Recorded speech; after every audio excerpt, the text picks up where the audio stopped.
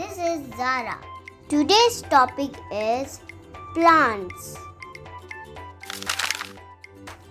We see different types of plants around us. They are of many sizes, shapes, and colors.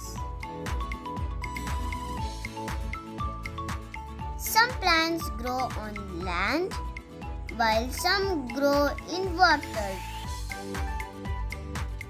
Some grow in cold places, while others grow in hot places. Examples of plants are rose, cactus, sunflower, pumpkin, pea plant, and coconut.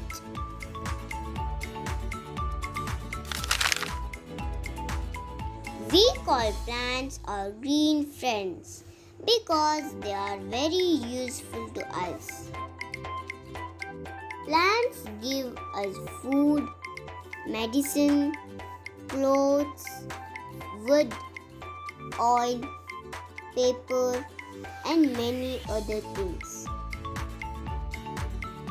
They also give food to many animals.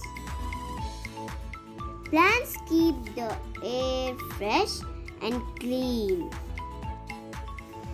They make our surroundings beautiful. Plants are our wealth. We must take care of them.